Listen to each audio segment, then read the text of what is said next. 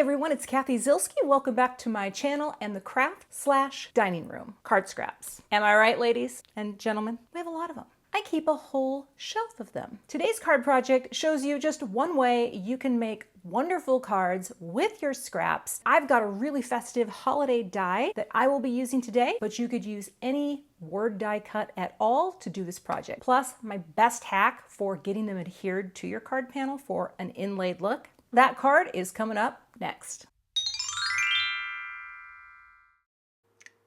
Here's a look at the card I'll be making today, and it is a very clean and simple project, but I think this is charming. And again, I pulled scraps out of the scrap bin from other projects to just fill in this charming merry and bright die cut, and I think this is a great technique and a great way to use those scraps.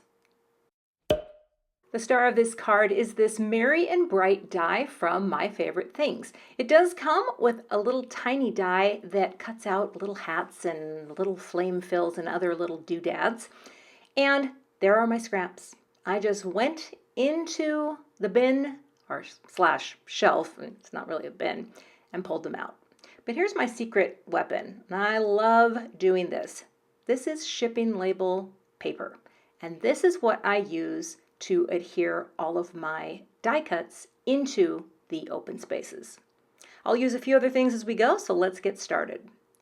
The first step is to cut a panel that's a little bit smaller than my finished card, and I'll run that through my Gemini Junior and do that off camera to get a nice clean panel.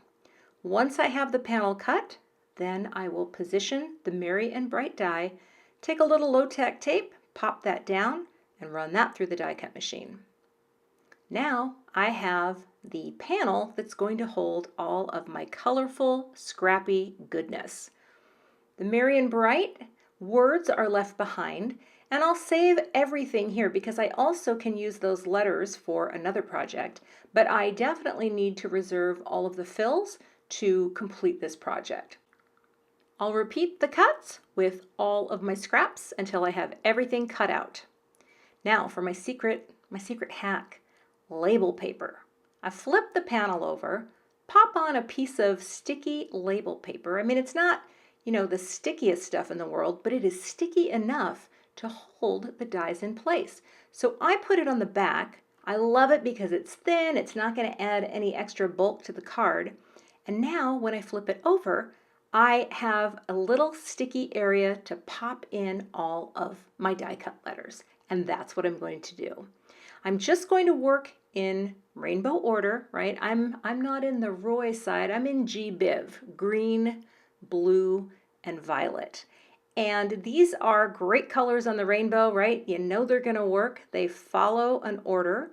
So once I get the first three in, I'm just going to repeat the order. The other thing that's cool about having all of these letters die cut out is you can make two more cards just repeating the letters and starting them on a different color, right? The next one would start on blue. But once I got the little ampersand in there, is that an ampersand? I guess it is. Then it was time to pop in the fills that I had reserved for a complete look of being inlaid.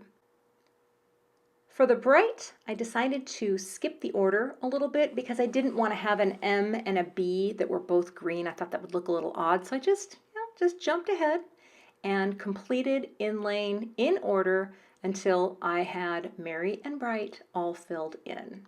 Super easy, and they're sticking in there like there's adhesive in there. So popping in the centers on the B, and then there's one more teeny tiny little center there for the little swoop on the H, and we are inlaid. So I'm going to flip it over and just run my bone folder over to really press that down, make sure it's all adhered beautifully, and look at that. Isn't that a great look? Like, it's so simple, but those scraps, they were just sitting there doing nothing, and now they're doing this. I decided to use that little detail die with all the little doodads to pop in a little white center to my flame. Thought that was cute. I was going to do it in yellow, but that was a little clashy for me. Next, I'll prep my card base. This is going to be USA 2 in size, which is 5.5 inches wide by 4 1/4 inches tall. I'll give it a good press with the bone folder, and then I always tape my card bases closed just so they stay flat while I am adhering my panels. I'll pop this up with some foam tape right there on the panel.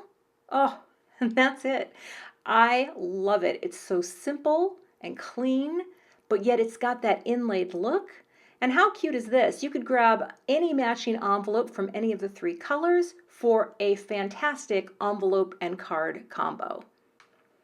Here's a second card that I made just using some more scraps from the shelves. I added the little hat that you can die cut with this die set. And there are my 2 samples. Anyway, I think it turned out really cute, and again, it's just a great way to use scraps.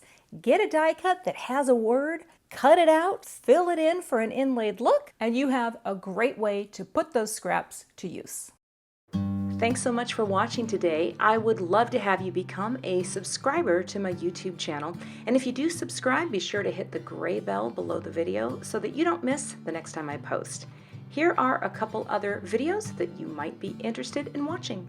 Thanks so much and have a great day.